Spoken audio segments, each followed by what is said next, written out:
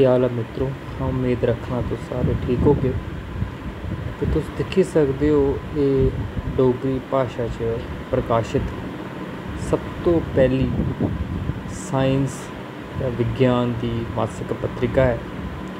तुस दिक्खी सकदे हो ओह्दा नांऽ विज्ञान यात्रा है।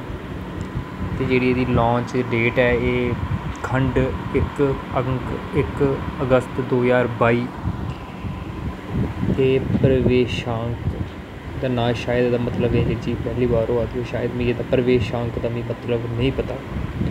तुस दिक्खी सकदे हो इसी प्रकाशित करने आह्ली तकरीबन इत्थै 2 संस्था दे नांऽ लिखे दे न। एह् संयुक्त प्रकाशन है विज्ञान प्रसार ते जम्मू केंद्र विश्वविद्यालय दा। तो तुस दिक्खी सकदे हो एह्दा एह् फ्रंट है, मते पेज इत्थै नेईं है।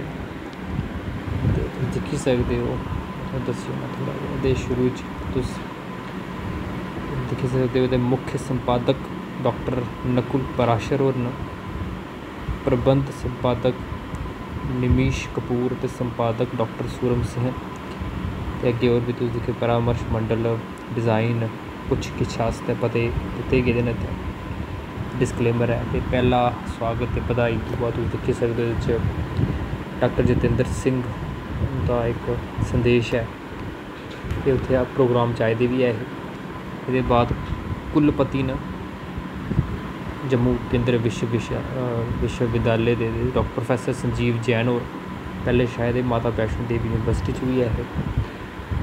एह्दे बाद दिक्खी सकदे हो एह्दे च किश लेख न जियां एह् डॉक्टर सूरम सिंह हुंदा ऐ, फिर DNA उप्पर डॉक्टर सावरकर शर्मा होर, डुग्गर संस्कृति च पर्यावरण चेतना एह् पद्मश्री प्रोफैसर शिव निर्मोही हुंदा है। जेह्ड़ा आखर च जेह्ड़ा है एह् है बरखा दा पानी भविक्ख दी जरूरत है, लिखदा डॉक्टर बच्चा बाबू होरें।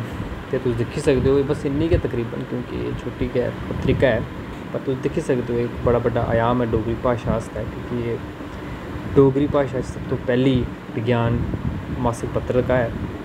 ते अस उम्मीद रखने जे डोगरी इस्सै तरीके कन्नै चबक्खै तरक्की करै, चपासमै डोगरी दा नांऽ होऐ, हर पासे डोगरी गै डोगरी होऐ, ते जिसी आखदे म्हौल साढ़ा इत्थूं दा डोगरीमय होई जा।